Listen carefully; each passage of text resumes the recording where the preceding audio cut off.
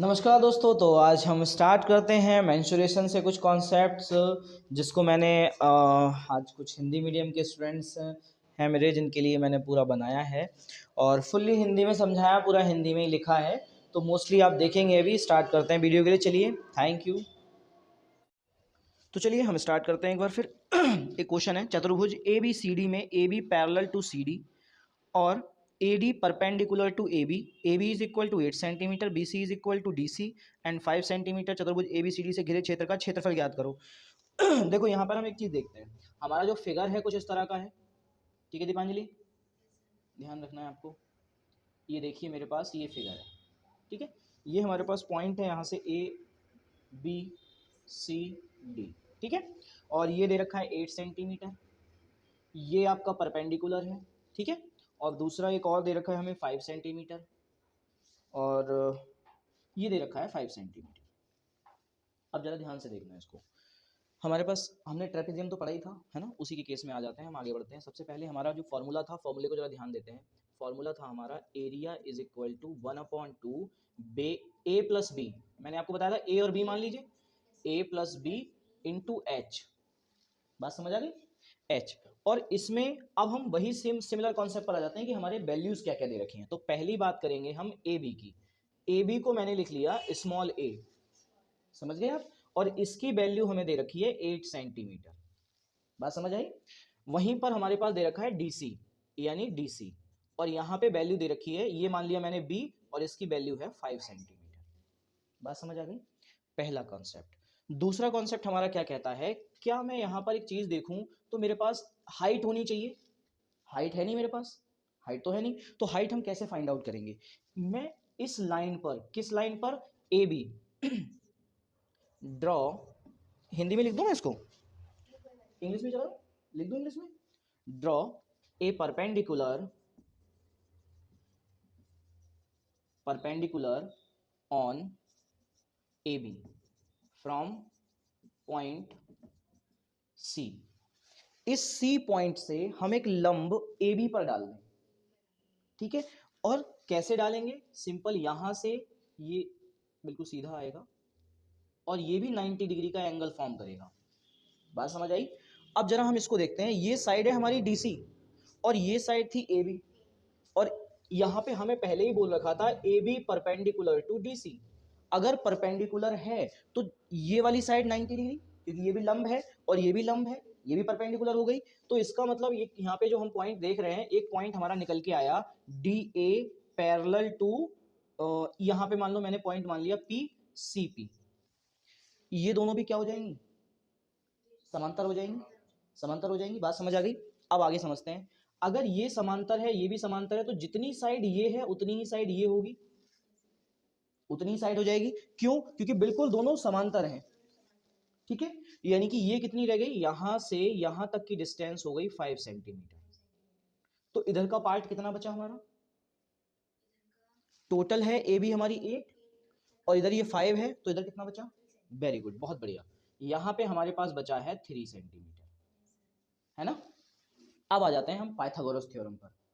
Pythagoras theorem पढ़ी है आपने, नहीं पढ़ी है? तो देखो मैं आपको बता देता हूं पाइथागोरस थ्योरम क्या होती है। पाइथागोरस थ्योरम होती है कर्ण का स्क्वायर बराबर आधार का स्क्वायर प्लस लंब का स्क्वायर। ये आपने पढ़ी है, ये पढ़ी है ना। इसी को कहते हैं पाइथागोरस थ्योरम। ठीक है, अब हम आते हैं इस त्रिभुज पर। ठीक है, ये हो गया लंब, ये क्या हो गया, लंब हो गया, और ये हो गया हमारा आधार, समझ गए आप। और ये क्या हो गया, सॉरी ये लंब नहीं होगा, ये कर्ण होगा। क्या हो जाएगा ये, कर्ण, क्योंकि सबसे लंबी भुजा 90 डिग्री के, इस 90 डिग्री के एंगल की अपोजिट साइड हमेशा कर्ण होगी, ये याद रखना। और ये हो गया हमारा परपेंडिकुलर यानी लंब, ये हो गया हमारा परपेंडिकुलर यानी लंब। ठीक है, तो अब मैं इसमें वैल्यू लगा दूं। मुझे वैल्यू किसकी चाहिए, मुझे चाहिए लंब की वैल्यू। क्यों चाहिए, क्योंकि हमारे पास फॉर्मूला जो था उसमें हाइट दे रखी थी, है ना। और हाइट निकालने के लिए हमें सीपी की वैल्यू चाहिए। सीपी क्या है, हमारी हाइट ही तो है, किसकी, ट्रेपेजियम की। अब बात करते हैं हम हाइट की। देखो कर्ण दे रखा है 5 का स्क्वायर, बताओ आपको बात समझ आइए। और आधार दे रखा है हमें 3, इसका स्क्वायर प्लस लंब दे रखा है क्या, लंब नहीं दिया है, तो हम लंब को ऐसे लिखेंगे लंब का स्क्वायर। बात समझ आ गई। अब आ जाओ नेक्स्ट पर, यहां पे हो जाएगा 5 का स्क्वायर 25, बात समझ आ गई, और 3 का स्क्वायर कितना हो जाएगा 9, ठीक है, और लंब का स्क्वायर ऐसे ही रहेगा जैसे है, लंब का स्क्वायर। बताओ बात समझ आई या नहीं आई। अब लंब को तो आप यहीं छोड़ दीजिए, और कल मैंने आपको समझाया था कि जब LHS RHS से कोई चीज LHS में आती है तो उसका साइन चेंज हो जाता है। Very good. तो यहां पे हो गया 25 माइनस 9 इज इक्वल टू लंब का स्क्वायर। बोलो बात समझ आई या नहीं आई। और अगर 25 में से 9 माइनस करेंगे तो यहां बचेगा 16, लंब का स्क्वायर। बात समझ आई। अब ये स्क्वायर जो RHS में है, इस RHS के स्क्वायर को जब हम LHS में लाएंगे तो यहां पे तो ये स्क्वायर है, लेकिन यहां पे इसकी पावर हाफ कर देगा, आधी कर देगा, ठीक है, यानी कि जिसको हम अंडर रूट बोलते थे, याद है अंडर रूट का कौन सा पता है, अंडर रूट बोलते हैं। तो ये हो जाएगा हमारा under root 16 is equal to लंब का स्क्वायर, लंब ओनली। अब स्क्वायर खत्म हो गया वहां से, क्योंकि हम स्क्वायर को उठा के इधर ले आए हैं, और वो इधर आने के बाद अंडर रूट बन गया। और अंडर रूट का मतलब ही क्या होता है, किसी की भी पावर 1/2 होना, ठीक है। इस अंडर रूट का क्या मतलब होता है, किसी की पावर 1/2 होना। बात समझ आ गई आपको यहाँ तक। तो इसका मतलब अब ये मुझे बताओ कि यहाँ पे तो है हमारे पास, मैं इसको ऐसे लिख सकता हूँ 4 का स्क्वायर 1/2, क्योंकि किसी की भी पावर हाफ होना मतलब कि 16 की पावर हाफ हो गई। और 16 को हम लिख सकते हैं 4 का स्क्वायर, 4 4 जा 16 होता है। बात समझ आ गई आपको, वेरी गुड। अब मैं आपने एक रूल और पढ़ा है, कौन सा वाला, ये पढ़ा है a की पावर n की पावर जब m होती है तो हमेशा a की पावर n इंटू m होता है। नहीं पढ़ा है तो इसको समझ लीजिए कि अगर किसी की भी पावर n हो और उसकी भी पावर m हो, m का मतलब कोई भी नंबर हो सकता है 2 3 5 6, ठीक है, n का मतलब भी कोई भी नंबर हो सकता है, कोई इंटीजर हो सकता है, ठीक है, कुछ भी हो, तो हमेशा a की पावर मल्टीप्लाई में लिखी जाती है। बात समझ आ गई, पावर में। तो सिमिलर कॉन्सेप्ट यहां पे अप्लाई करेंगे। ये हो गया हमारा लंब, यहां पे हो जाएगा 4 2 मल्टीप्लाई 1/2 इज इक्वल टू लंब। बोलो बात समझ आई या नहीं आई है। और ये 2 डिवाइड में है, 2 बन जा 2 और 2 बन जा 2। बात समझ आई आपको। ये हो जाएगा हमारा 4 इज इक्वल टू लंब, यानी कि अब हमारे पास लंब, इसको ही हम क्या बोल सकते हैं, h बोल सकते हैं, हाइट बोल सकते हैं, किसकी, इस फिगर की। बात समझ आ गई।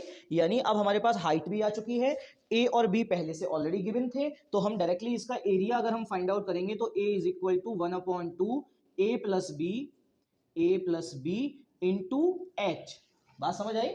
और इसमें वैल्यू लगाएंगे 1/2, a की वैल्यू कितनी है 8, ये वाली पूरी साइड यानी 8, और b की वैल्यू कितनी है 5, ऊपर वाली पूरी साइड यानी 5, और यहाँ पे h की वैल्यू कितनी आई है 4। बताओ बात समझ आई, कंफ्यूजन तो नहीं है कोई। अब आ जाते हैं हम नेक्स्ट पॉइंट पर। ये हो जाएगा 1/2, इन दोनों को प्लस कर देंगे तो ये 13 आ जाएगा। बात समझ आ गई। और यहाँ पे हमारे पास ऑलरेडी 4 है। बात समझ आ गई। यहां से 2 1 जा 2 और 2 2 जा 4 डिवाइड हो गया, यानी हमारे पास जो लेफ्टेड पार्ट बचा है वो बचा है 1 मल्टीप्लाई 13 मल्टीप्लाई 2। बात समझ आ गई। अब आप 1 बाई 1 मल्टीप्लाई कर लीजिए, 13 1 जा 13 मल्टीप्लाई 2। बात समझ आई। और 2 की मल्टीप्लाई 13 से करोगे तो ये आएगा 26। और मैंने बताया था एरिया की यूनिट क्या होती है, और वेरी गुड, बहुत बढ़िया। कल हमने सीखा था एरिया की जो यूनिट होती है सेंटीमीटर स्क्वायर होती है। यही हमारा आंसर हो गया। बताओ बात समझ आई या नहीं है, कंफ्यूजन तो नहीं है। अब आप इसे सॉल्व कर पाओगे या नहीं कर पाओगे। अब यहाँ पे फोर्थ क्वेश्चन देख लेते हैं। एक समलंबाकार क्षेत्र की समांतर भुजाएं 8 मीटर और 6 मीटर हैं, इसकी ऊंचाई 4 मीटर, समलंबाकार क्षेत्र का क्षेत्रफल ज्ञात करो। ये तो क्वेश्चन नंबर 4 तो बहुत इजी था। देखो क्वेश्चन नंबर 4। अच्छा आंसर नहीं आया उसका। नहीं सर, मैंने एकदम से दिमाग से निकल गया, बस इतना तो याद रहा कि आपने ये बताया था, फॉर्मूला वगैरह सब याद है। बस बहुत बढ़िया, तो केवल आंसर लगाना था आपको। देखो यहाँ पे समांतर भुजाएं कौन कौन सी दे रखी हैं, a is equal to 8 centimetre और b इज इक्वल टू दे रखी है कितनी 6 सेंटीमीटर, नहीं ये मीटर में दे रखी है 6 मीटर, और वहीं पे हमारे पास h दे रखी है 4 मीटर, ठीक है। अब हमें समलंबाकार क्षेत्र का क्षेत्रफल ज्ञात करना था, मतलब एरिया ज्ञात करना था। एरिया फाइंड आउट करने के लिए हमारे पास फॉर्मूला था a is equal to 1/2 a plus B into H. बात समझ आई? इसमें वैल्यू पुट करनी थी आपको 1/2। a की वैल्यू कितनी है 8 और b की वैल्यू है यहाँ पर 6, और दोनों को मल्टीप्लाई करोगे तो ये यहाँ पे 4 आ गया, क्योंकि h की वैल्यू हमें 4 दे रखी है। अब मल्टीप्लाई करिए 1/2, 8 और 6 कितना हो जाएगा 14 इंटू 4। अब 2 से डिवाइड कर लीजिए, 2 बन जा 2, 2 7 जा 14। बात समझ आई? और हमेशा याद रखना डिवाइड जो करते हैं ना वो बड़े नंबर को करते हैं डिवाइड। सबसे पहले कोशिश करते हैं बड़ा नंबर छोटा बना लें, क्योंकि हमें छोटे का टेबल जल्दी याद होता है, हम फटाफट कर लेते हैं। बात समझ आ गई?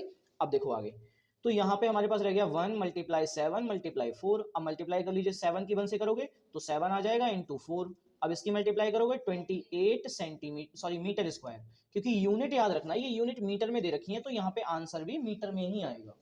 ये आ गया हमारा एरिया। बोलो बात समझ आई या नहीं आई? क्लियर हो गई है बात? चलिए अब हम आते हैं नेक्स्ट कॉन्सेप्ट पर। आपका नेक्स्ट न्यू क्वेश्चन है, एक समलंबाकार क्षेत्र का क्षेत्रफल 240 मीटर है। अच्छा ये समझ आ गया दीपांजलि? क्लियर हो गया ना? अब आते हैं क्वेश्चन नंबर 5 पर। देखो क्वेश्चन नंबर 5 हमारा बोल रहा है एक समलंबाकार क्षेत्र का क्षेत्रफल 240 मीटर है, यानी उसने अब हमें एरिया दे दिया 240 मीटर स्क्वायर। बात समझ आई? उसने अब हमें एरिया दे दिया है, यानी कि इधर वाला एलएचएस वाला पार्ट दे दिया है। थर्ड वाले क्वेश्चन में बिल्कुल बिल्कुल बिल्कुल है ना। तो जैसे यहां पे था इस एलएचएस का पार्ट दे दिया हमें, और दूसरा हमें दे रखा है इसकी ऊंचाई, यानी एच कितनी दे रखी है 15 मीटर। कितनी दे रखी है 15 मीटर।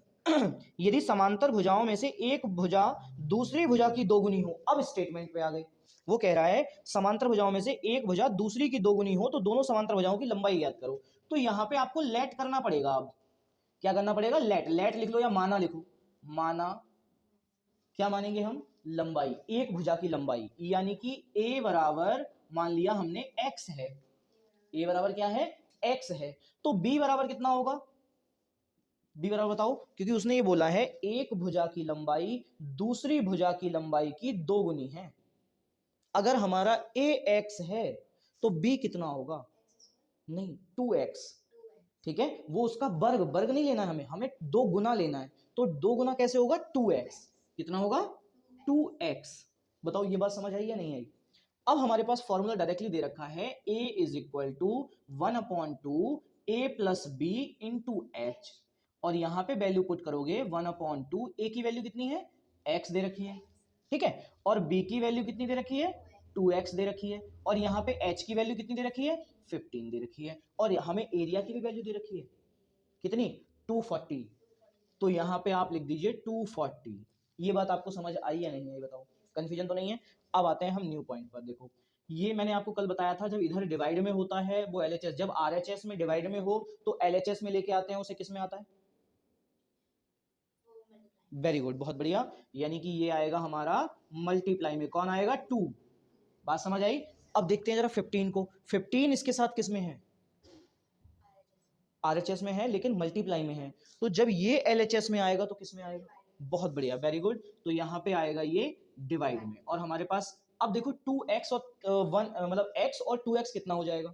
तो मैंने कल आपको बताया था कि अगर वेरिएबल्स में मल्टीप्लाई होती है, अगर ऐसे होता x मल्टीप्लाई x, तो हमेशा पावर प्लस होती है इसकी।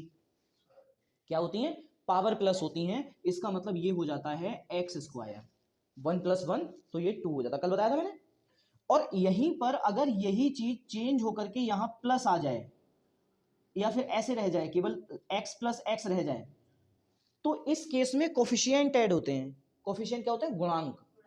इसका गुणांक 1 है, इसका गुणांक 1 है, दोनों के गुणांक ऐड होंगे, प्लस होंगे, क्या हो जाएंगे? 2। Very good. और यहाँ पे 2 और बाकी एक x आएगा ऐसे। अब बताओ बात समझ आई या नहीं आई? ये बात क्लियर हो गई? अब हम आ जाते हैं इस वाले पोर्शन पर। देखो ये 2x है और ये 1x है, और दोनों के बीच में साइन है प्लस, तो इसका मतलब क्या होगा? 3x। वेरी गुड, बहुत बढ़िया। ये हो जाएगा हमारा 3x। बात समझ आई? अब हम डिवाइड करते हैं। चलो ये 5 से डिवाइड हो रहा है, ये भी 5 से हो रहा है ना, 3 से भी हो रहा है, तो पहले 3 से डिवाइड कर लेते हैं। 3 5 जा 15, और 3 8 जा 0 80 हो गया, और 5 बन जा 5, और 5 16 जा 80 बने 80। बात समझ आ गया? और हमारे पास बचा है 16 multiply 2 is equal to 3x। बताओ ये बात समझ आई या नहीं आई आपको? कंफ्यूजन तो नहीं है कोई? अब आ जाते हैं हम यहाँ पर, ये 16 टू जा कितना हो जाएगा 32। अब देखो 3 और x दोनों किस में है? मल्टीप्लाई में है। और जब 3 यानी कांस्टेंट टर्म जब LHS में आएगी तो बहुत बढ़िया, वेरी गुड, यहाँ पे आएगी डिवाइड में, तो यहाँ पे रह गया x केवल, है ना। 3 से इसको अगर हम डिवाइड करेंगे तो ये आएगा अप्रोक्सीमेट 10.67। 6 चलता रहेगा ऐसे ही कंटिन्यूस, लेकिन हम इसको 6 ना लिख करके, हाँ बार लगा सकते हो आप या फिर 7 लिख दो, क्योंकि अभी हम बार का कॉन्सेप्ट नहीं पढ़ेंगे, बार का कॉन्सेप्ट आगे पढ़ेंगे हम, ठीक है। तो फिलहाल हम केवल इतना लिख देंगे और यहाँ पे आंसर आ जाएगा हमारा x। यानी ये क्या निकल के आया है? अभी भुजाएं नहीं आई हैं, अभी हमें भुजाएं निकालना बाकी है। तो हमारा a कितना था? a था हमारा x, यानी x की वैल्यू कितनी है 10.67। और किस में आएगी वैल्यू ये वाली? ये सब किस में दे रखी है यूनिट? तो ये भी कितना हो जाएगा? मीटर हो जाएगा। बोलो बात समझ आई या नहीं आई? दूसरे कॉन्सेप्ट। अब हम बात करते हैं b की। b कितना है? 2x। कितना है? 2x। इसका मतलब 2 मल्टीप्लाई x की वैल्यू 10.67। बात समझ आई?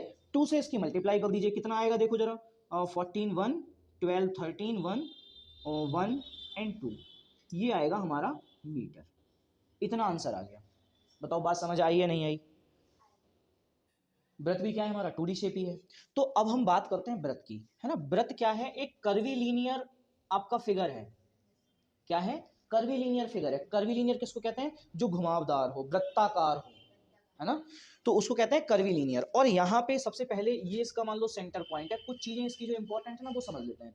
सेंटर से सरकमफेरेंस तक की डिस्टेंस, मतलब कि ये अगर हमारा सेंटर O है और ये जो सरकमफेरेंस है ना, सरकमफेरेंस को परिधि बोलते हैं हिंदी में, है ना। तो सेंटर से सरकमफेरेंस तक की जो डिस्टेंस होती है उसको हम रेडियस बोलते हैं, त्रिज्या बोलते हैं। हाँ, हिंदी में त्रिज्या बोलेंगे और इंग्लिश में रेडियस बोलेंगे।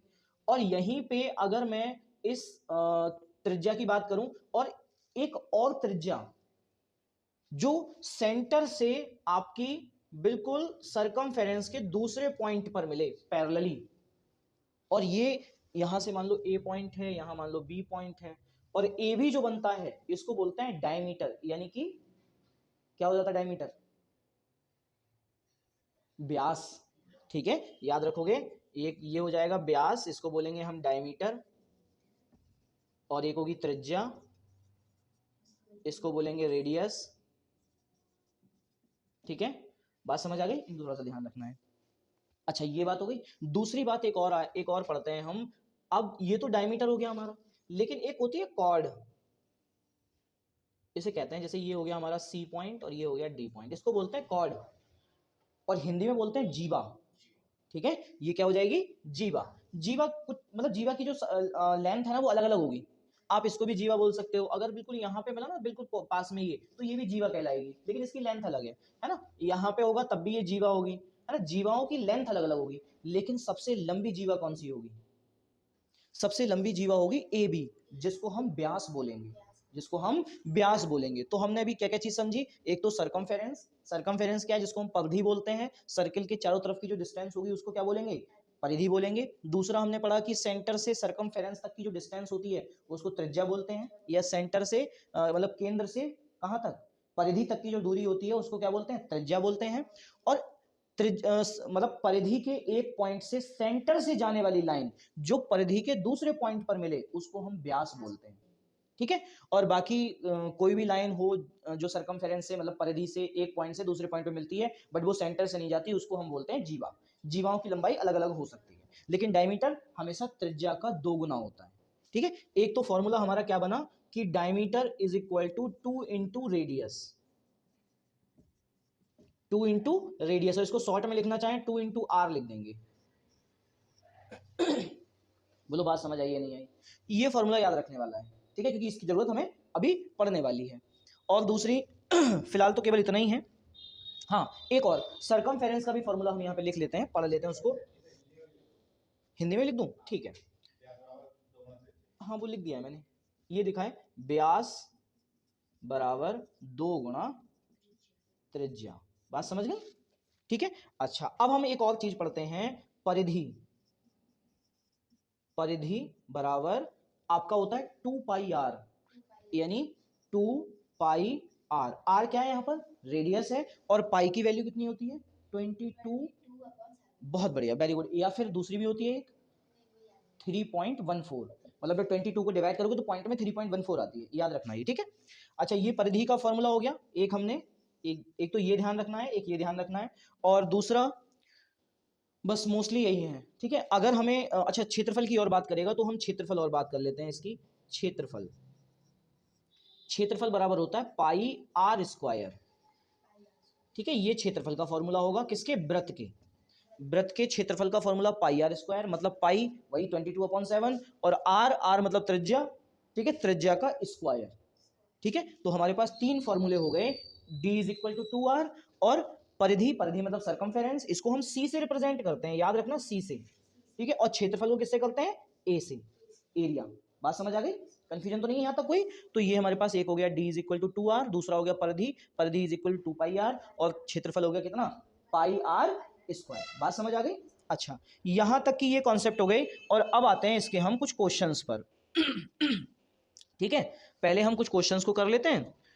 और अच्छा हाँ, एक चीज और है, अगर आपसे कोई ये पूछे कि जो पाई होता है, पाई, इसकी वैल्यू क्या होती है, तो इसकी वैल्यू भी यहीं से आती है निकल के, इसकी वैल्यू भी यहीं से आती है। क्या आती है? परिधि बटे, अब देखो ये 2, यहां से 2 और r को उठा के इसके अपॉन में ले जाएंगे, क्यों? क्योंकि 2 और r पाई के साथ मल्टीप्लाई में है, और जब LHS में आएगा तो किस में आएगा? डिवाइड में आ जाएगा। तो यहां पे आ जाएगा 2r, कितना आ जाएगा? 2r। और यहीं पे अगर मैं बात करूं इस 2r की, तो हम 2r को क्या लिख सकते हैं? क्या व्यास लिख सकते हैं, डायमीटर लिख सकते हैं? क्योंकि 2r इज इक्वल टू व्यास है, यानी कि हम 2r को क्या लिख सकते हैं? डायमीटर लिख सकते हैं। इसका मतलब पाई की वैल्यू कितनी हो गई? पाई इज इक्वल टू हो गया परिधि बटे व्यास। अगर हम परिधि को व्यास से डिवाइड करते हैं तो वही पाई की वैल्यू आती है, ठीक है। पाई की वैल्यू यही है। बात समझ आ गई? अब कंफ्यूजन तो नहीं है? चलिए, अब बस यहीं तक के क्वेश्चंस हैं, और इसके बाद अब हम शुरू करते हैं, इसके क्वेश्चंस को ले लेते हैं कुछ, और इसमें कुछ ऐसा खास है नहीं, ये तीन ही फॉर्मूले हैं बस।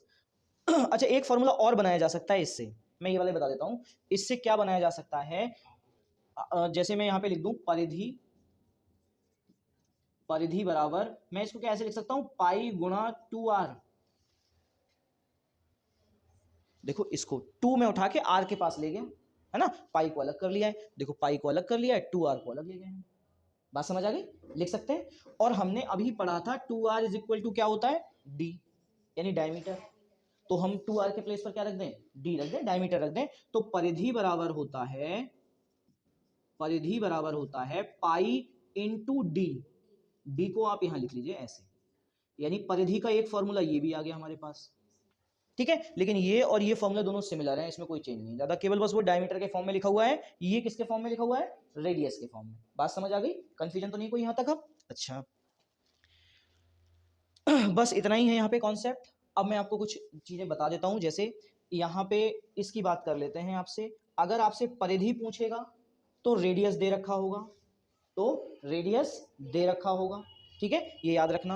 और अगर आपसे क्षेत्रफल पूछेगा तो भी रेडियस दे रखा होगा, और अगर रेडियस ना दिया हो, डायमीटर दिया हो, तो हम रेडियस निकाल लेते हैं यहां से। डायमीटर का आधा क्या होता है? रेडियस होती है। बात समझ आ गई? अच्छा, अब हम बात करते हैं इस वाले की। इसमें भी अगर परिधि दे रखी होगी तो डायमीटर दे रखा होगा, परिधि पूछी होगी तो डायमीटर दे रखा होगा, और अगर डायमीटर पूछा होगा तो परिधि दे रखी होगी। मतलब जहां पर दो वेरिएबल होते हैं, दो क्या होंगे? चर होते हैं। हिंदी में चर बोलते हैं, इंग्लिश में वेरिएबल बोलते हैं, ठीक है। जहां पे दो चर होंगे वहां पे एक चर की वैल्यू पूछी जाएगी हमेशा, कभी भी दो की नहीं पूछी जा सकती। बात समझ आ गई? अच्छा, अगर तीन चर दे रखे हैं तो हमेशा दो की वैल्यू दे रखी होगी, तब आपको एक की वैल्यू पूछी जाएगी। अगर चार चर दे रखे हैं तो तीन की वैल्यू दे रखी होगी, तब आपसे एक की वैल्यू पूछी जाएगी। पूछी हमेशा एक की वैल्यू जाएगी, और जितने भी होंगे, मान लो 2 है तो 1 की वैल्यू दे रखी होगी, 3 है तो 2 की वैल्यू दे रखी होगी, 4 है तो 3 की वैल्यू दे रखी होगी। ये याद रखने वाली चीज है, ठीक है। अब हम एक दो क्वेश्चन देख लेते हैं, फिर उसके बाद देखते हैं। हमारे पास एक क्वेश्चन है, एक क्वेश्चन की, ये क्वेश्चन है उस वृत्त की परिधि ज्ञात कीजिए जिसकी त्रिज्या 21 सेंटीमीटर है। तो बात करते हैं क्वेश्चन नंबर 1 की। हमसे त्रिज्या दे रखी है 21 सेंटीमीटर, त्रिज्या दे रखी है 21 सेंटीमीटर और आपसे परिधि पूछी गई है, परिधि आपसे पूछी गई है। तो आपके पास फॉर्मूला क्या होता है, परिधि बराबर 2 पाई आर। बताओ बात समझ आई या नहीं आई? बस यही वैल्यू यहां पर अप्लाई करनी है आपको। 2 मल्टीप्लाई पाई की वैल्यू 22/7, आप क्या लगाओगे 22/7 मल्टीप्लाई आर की वैल्यू क्या दे रखी है 21। बात समझ आई? अब इसको डिवाइड कर दीजिए, 7 बन जा 7 और 7 3 जा 21। बात समझ आई? कर सकते हो आप ऐसा। अब आ जाते हैं यहां पर, यहां से बच्चा 2 मल्टीप्लाई 22 मल्टीप्लाई 3। अब बच्चे क्या करते हैं 3 और 2 की मल्टीप्लाई कर लेते हैं, 6 बन जाएगा। 6 से इसकी मल्टीप्लाई करोगे थोड़ा सा कॉम्प्लिकेटेड हो जाएगा। अभी तो खैर चलो 6 है, उसके बाद कुछ और बड़ा नंबर आएगा, तो ऐसा नहीं करना है। इसमें क्या करना है, हमें सबसे पहले इन दोनों की मल्टीप्लाई कर लेनी है। तो ये 44 हो गया, मल्टीप्लाई 3। अब 3 से मल्टीप्लाई करना ईजी हो जाएगा, 3 4 जा 12 और 3 4 जा 12, इतना सेंटीमीटर। ये इसकी क्या आ गई, परिधि आ गई। बात समझ आई बताओ या नहीं आई? कोई कंफ्यूजन तो नहीं है यहाँ तक? चलो एक क्वेश्चन निकाल के दिखा दो फटाफट जल्दी से। मेरे पास क्वेश्चन नंबर 2 है, मैं इसको अपनी तरफ से बना देता हूँ। आर इज इक्वल टू दे रखा है आपको 63 सेंटीमीटर और आपसे परिधि पूछी गई है। फटाफट निकाल के दिखा दो इसे। ये 3 है यहाँ पर हमारा, हमें डायमीटर दे रखा है मान लीजिए, हाँ ये क्वेश्चन नोट कर लीजिए। डायमीटर हमें दे रखा है 28 सेंटीमीटर और आपसे परिधि पूछी गई है। एक क्वेश्चन नंबर 4 है, आपसे रेडियस दे रखी है, हाँ बिल्कुल सेम इसी की तरह। आपको परिधि दे रखी है, परिधि कितनी दे रखी है मान लीजिए 110 दे रखी है, 110 सेंटीमीटर और आपसे रेडियस पूछी जाए, त्रिज्या, त्रिज्या आपसे पूछी गई है। और एक और क्वेश्चन करते हैं 5, आपको परिधि दे रखी है और इसमें आपकी परिधि जो है मान लो 15.7 सेंटीमीटर है और आपसे डायमीटर इसका पूछा गया है, यानी कि व्यास, व्यास आपका पूछा गया है। ठीक है, तो ये आपके 3 क्वेश्चंस हो गए जो आपको कल करके दिखाने हैं मुझे।